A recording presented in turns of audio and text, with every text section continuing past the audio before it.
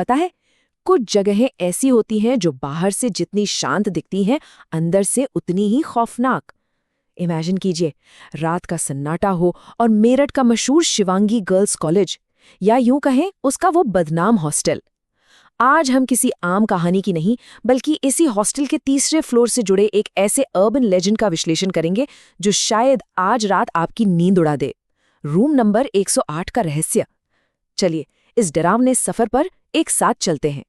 कुछ दरवाजे सिर्फ टूटे हुए दिलों के लिए खुलते हैं। गहरी लाइन है ना? ये कोई फिल्मी डायलॉग नहीं है, ये अल्फाज यशिका नाम की एक मिस्ट्री गर्ल के हैं। और यहीं से शुरू होती है हमारी आज की कहानी, बिल्कुल वैसी जैसी हम बचपन में अलाव जलाकर सुना करते थे, जहां हर परछाई में एक डर छिपा होता था। अब जरा इस आंकड़े पे गौर कीजिए, 11। पिछले 15 सालों में 11 लड़कों की बहुत ही अजीबोगरीब तरीके से मौत हो चुकी है। और इन सभी मौतों का अगर कोई एक कॉमन लिंक था, तो वो था हॉस्टल का वही तीसरा फ्लोर और वो मनहूस कमरा, जो कहने को तो 15 सालों से बाहर से बंद पड़ा था। तो ये सिलसिला शुरू कैसे होता है? इसे हम टूटे दिल की शरण कह सकते हैं। सोचिए, एक भारी बरसात वाली रात है। आरव नाम का एक स्टूडेंट, जिसका हाल ही में बहुत बुरा ब्रेकअप हुआ है, सड़क पर एकदम अकेला टूटा हुआ सा चल रहा है। तभी उस घुप अंधेरे में उसे एक सफेद छतरी के नीचे एक लड़की नजर आती है, और उसकी आंखें एकदम पिच ब्लैक, जैसे कोई अनथीन अंधेरा हो। उस लड़की ने अपना नाम बताया, यशिका, और आरव से सिर्फ एक बात कही, मैं तुम्हें कभी अकेला नहीं छोड़ूंगी। सुनने में कितना सुकून देता है ना? लेकिन यही वो सबसे बड़ा धोखा था। ये सिर्फ एक डरावनी कहानी नहीं है, ये एक साइकोलॉजिकल ट्रैप है। यशिका कोई हमदर्द नहीं थी, वो बस आरव के उस भयानक अकेलेपन और दुख को चारे के तरह इस्तेमाल कर रही थी, क्योंकि इंसान जब अंदर से टूटता है ना, तब वो सबसे ज्यादा कमजोर होता है। और फिर आता है इस खौफनाक खेल का दूसरा हिस्सा, जहां से जवानी खोने लगती है। अगली ही रात आरव उसी हॉस्टल के तीसरे फ्लोर पर पहुंच जाता है, उसी बंद कमरे में, रूम 108। उस कमरे में हमेशा एक अजीब सा घुटन भरा अंधेरा रहता था। लेकिन जैसे ही आरव अंदर जाता है, उसे दीवारों पर टंगी पुरानी तस्वीरों की एक बहुत लंबी कतार दिखाई देती है। उन तस्वीरों को देखते ही आरव के तो जैसे होश ही उड़ गए। हर तस्वीर में वही यशिका खड़ी थी, लेकिन अलग अलग लड़कों के साथ। पर जो चीज सच में रोंगटे खड़े कर देने वाली थी, वो थी उन पर लिखी तारीखें। 1989, 1997, 2004 और 2012। हर तस्वीर में लड़का बदल रहा था, वक्त बदल रहा था, लेकिन यशिका वो वैसी की वैसी ही थी। इतने सालों में जैसे उसकी उम्र एक दिन भी नहीं बढ़ी। तभी अचानक कमरे की लाइट कट जाती है, एकदम घुप अंधेरा, और उस सन्नाटे में किसी के सिसकने की और कदमों की आहट गूंजने लगती है।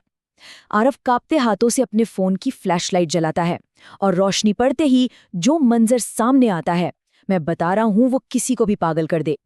कमरे के कोनों में पिछले शिकार हुए लड़कों की सूखी हुई, मम्मी बन चुकी लाशें बैठी थीं, और उनकी आंखें खुली हुई थी, जो सीधे आरव को घूर रही थीं। अब यहां से कहानी यक्षिणी के असली रूप की तरफ मुड़ती है।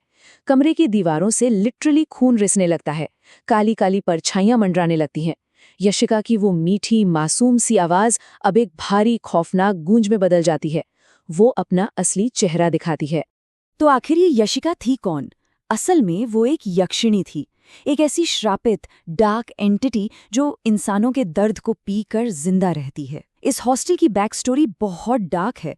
सालों पहले ये कोई कॉलेज नहीं, बल्कि एक राजा की हवेली थी। वहां एक तांत्रिक ने इस यक्षिणी को काले जादू से कैद कर रखा था।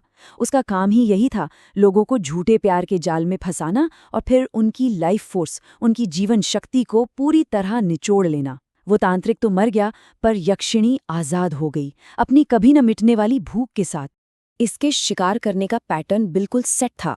स्टेप 1, एक टूटे हुए दिल वाले इंसान को ढूंढना। स्टेप 2, उसे ये एहसास दिलाना कि वो उसे समझती है, उसे झूठी सांत्वना देना। स्टेप 3, उस इंसान की डिप्रेशन और अकेलेपन को अपना खाना बनाना। और फाइनल स्टेप, उसकी पूरी जवानी, उसकी सारी एनर्जी चूस लेना। अगर आप ध्यान दें तो ये एक बहुत ही डार्क मेटाफर है। असल जिंदगी में भी लगातार रहने वाला दुख और टॉक्सिक अकेलापन इंसान को अंदर से ऐसे ही खोखला कर देता है ना? लेकिन कहानी यहाँ खत्म नहीं होती। ये मौत के दरवाजे से वापसी का वक्त था। उस रात के बाद से आरव दिन ब दिन बीमार और कमजोर होता जा रहा था। उसका एक दोस्त था, कबीर। कबीर ने जब हॉस्टल के 15 सालों के रिकॉर्ड खंगाले तो उसे ये सारा डरावना पैटर्न समझ आ गया। उसे पता चल गया कि आरव की जान खतरे में है और वो बिना कुछ सोचे रात के 3 बजे उस अलौकिक हॉस्टल की तरफ दौड़ पड़ा। जब कबीर रूम 108 का दरवाज़ा तोड़कर अंदर घुसा तो यकीन मानिए नज़ारा रूह कंपा देने वाला था। बस इमेजिन करके देखिए, आरव जो एक हट्टा-कट्टा एनर्जी से भरा हुआ जवान कॉलेज स्टूडेंट था, अब खून से सनी फर्श पर एक 80 साल के बूढ़े इंसान की तरह पड़ा था। उसकी स्किन सिकुड़ चुकी थी। ये उस साइकोलॉजिकल और सुपरनैचुरल टॉर्चर की कीमत थी जो वो झेल रहा था। उसकी लाइफ फोर्स लगभग खत्म हो चुकी थी। और उसी कमरे में ठीक उसके सामने खड़ी थी वो यक्षिणी, अपने एकदम असली सबसे खौफनाक रूप में। उसके ऊबड़-खाबड़ लंबे नाखून, चेहरे पर कान तक चीरती हुई एक अननेचुरल सी मुस्कान, उसके पैर पूरी तरह से पीछे की तरफ मुड़े हुए थे और उसकी आंखों से लगातार काला खून बह रहा था। ये एक ऐसी इमेज है जो अगर कोई असल में देख ले तो शायद उम्र भर के लिए उसका मानसिक संतुलन ही बिगड़ जाए। कबीर ने बिना वक्त बर्बाद किए अपनी पूरी ताकत से मंत्र पढ़ना शुरू किया। यक्षिणी जोर से चीख उठी और वो पूरा हॉस्टल जैसे भूकंप की तरह हिलने लगा। उसका वो डायलॉग, तुम्हारा अकेलापन, तुम्हारी मोहब्बत, तुम्हारा दर्द, वही मेरी ताकत है, ये लाइन सच में इस पूरी कहानी का निचोड़ है। दीवारों में बरसों से कैद उन लड़कों की आत्माएं आजादी के लिए तड़पकर चीखने लगीं और अचानक रूम 108 में भयंकर आग लग गई। कबीर बस किसी तरह आरव को वहां से घसीटता हुआ जिंदा बाहर निकालने में कामयाब रहा। तो क्या इसके बाद सब कुछ ठीक हो गया? क्या ये खौफनाक सिलसिला रुक गया? इस हादसे को 3 महीने बीत चुके हैं। उस जले हुए हॉस्टल की रिपेयरिंग हो चुकी है, नया पेंट लग गया है और उसे दोबारा खोल दिया गया है। नई स्टूडेंट्स आ चुकी हैं, सब कुछ एकदम नॉर्मल और सेफ लग रहा है। लेकिन जैसा कि हम सब जानते हैं, कुछ श्राप कभी इतनी आसानी से खत्म नहीं होते।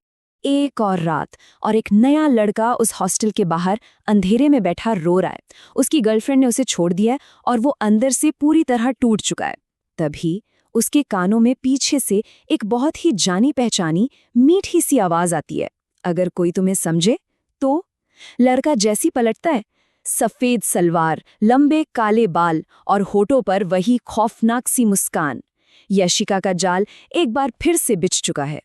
और देखते ही देखते उसी हॉस्टल के तीसरे फ्लोर पर रूम नंबर 108 की लाइट एक बार फिर से जल उठती है। ये हमें एक बहुत ही डरावने सवाल के साथ छोड़ देता है, इस अंधेरे में गिरने वाला अगला शिकार कौन होगा? ये कहानी हमें सिर्फ डराती नहीं है, बल्कि एक बहुत गहरी बात याद दिलाती है कि हमारा अपना दर्द, हमारा अपना अकेलापन कभी-कभी हमारे लिए ही सबसे खतरनाक जाल बन सकता है। तो अपने आसपास की परछाइयों से हमेशा बचकर रहिए, क्योंकि कौन जानता है अंधेरे में कौन आपका इंतजार कर रहा हो। आज के इस खौफनाक विश्लेषण में बस इतना ही।